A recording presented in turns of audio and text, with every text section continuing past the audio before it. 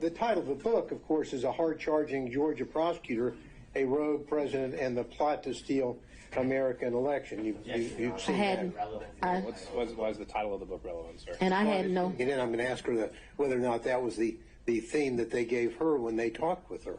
What the thing gave her? What do you mean by that? Well, because they were sat down and they told her why they were there to interview her. And why does that matter? Well, I think it matters because it shows what they want her to give her version of what her life story is. This is almost a life story of her. So that's why it's relevant. But if the court thinks it's not, then... No, it could be relevant to your issue of the forensic misconduct that has been alleged and maybe some of the motives at play when it comes to forensic misconduct. But I'm not seeing, again, what we're here for today was the relationship and or any financial elements of it. Correct. Well, I think it's clearly relevant to the forensic misconduct, also relevant to the personal interest in terms of the finances. I didn't make 10 cents off that book. Pardon me? I didn't make 10 cents off that book. I didn't ask whether you made any money. Okay, I just... didn't ask whether you made any money. Do you have any other statements that she hadn't already been confronted with by Ms. Merchant? Well, other than I want to focus on when you were telling them about your financial straits and you were living kind of month to month, that is what your financial status was back in 2018 after your election. Mr. Gallon, we covered that at length. And you're at the end of the line. I'm sorry about that, but we've got to find new ground. Well, let me move on to my point here.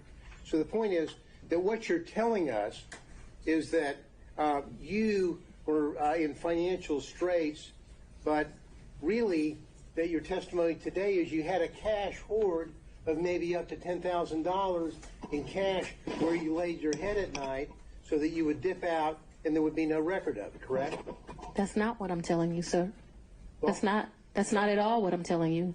What I'm telling you is that throughout the course of my life, I have always kept cash in my house. That cash has ranged from times, my father would probably be ashamed of this because he would say it should be more. But that cash at times has ranged from $500 to maybe $9,000. And he would be like, that is not what I told you to do. I've always had that amount of money. What I've told you is that when I travel, you do better negotiating when you travel. If you have cash, you go to get the cab. They say, oh, we're going to charge you $300 for the day. Well, I got American cash. Will you take it for $150? And so it's my practice to take money when I travel. We're not talking about a whole lot of money. We're going to the Bahamas. $1,500 in cash is in my pocket, or at the most $2,500. Belize was actually probably the most money I've ever taken. And it was taken because it was a big deal. My 50th birthday sucked. His 50th birthday, it sucked. It was terrible. No. Your Honor, and I'd so like to get back to some questions here. I'm trying to answer it. I think it would help if we... So let's move to the specific yes or no's here. Have you told us today that you would keep a cash hoard in your residence up to about $9,000? Yes or no?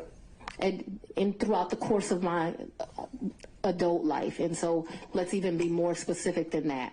Probably from the time... Your Honor, I'm only asking for yes or no rather than speech. And we have already covered this, so I but need to get to that point. I know you're laying the foundation, but it's already been laid. So yes. The filibuster is here. I'm trying to move through the filibuster. Yeah, but we're not talking about a lot of... And so it could be $2,000, it could be $1,500, it could be $7,500. It just depends on what you're doing at that time. What I'm telling you is when I traveled, I took cash.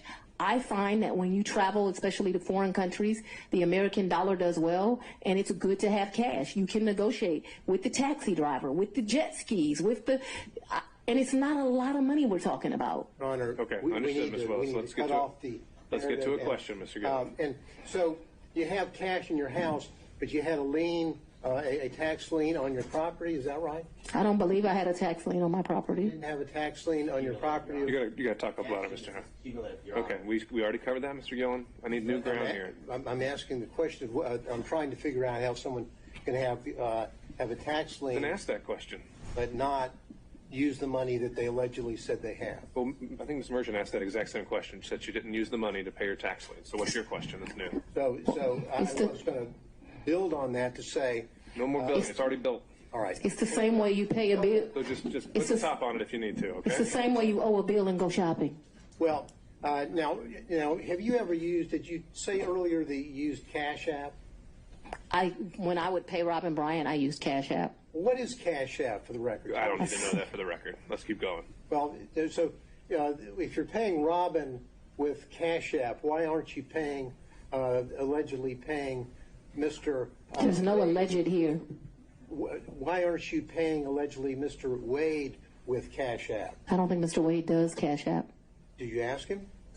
I think he's told me he doesn't do Cash App. Okay, so that's the reason why you didn't use Cash App. He's sitting next to me. I hand him the money. Because there would be a record in Cash App of your making payments, correct? Yes, but I didn't think that I was making a record in a personal relationship.